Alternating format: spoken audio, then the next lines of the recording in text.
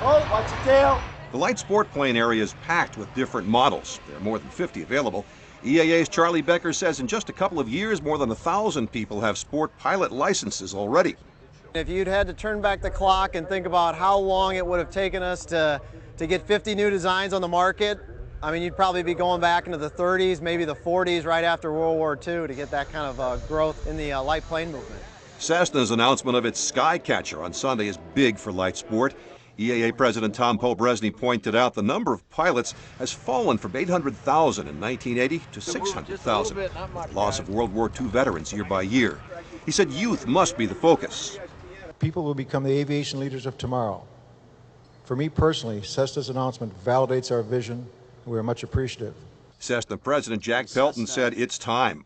For quite some time, we've been stuck in saying that we taught the world to fly. And we really need to be more focused on that we are continuing to teach the world to fly. And when Cessna showed the Skycatcher off to the public Monday morning, orders came, well, flying in. Let's roll this back. Cirrus chimed in soon after with its SRS. Founder Alan Klappmeyer had the word. It is essential that we continue to make flying easier. Cirrus working with the European company FK to produce its light sport plane. Dale Klappmeyer is Cirrus's co-founder.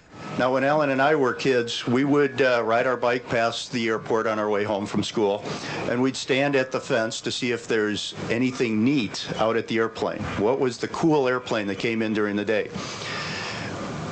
Well, we don't see kids lining up at the airports anymore. What we want to do is bring that back. EAA membership card, please. EAA is working on that, signing people up for sport pilot and for training. Mike Wilson and his son Daniel came from West Frankfort, Illinois to AirVenture, raring to go.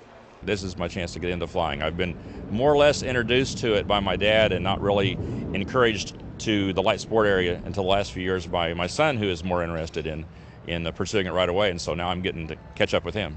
I see right now that sport pilot and ultralights are probably the best thing for me.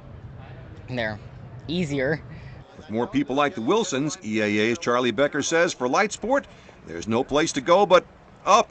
As more and more of these aircraft get out in the field, the infrastructure builds to where sport pilot training will become available at every local airport. And really, that's where we need to be.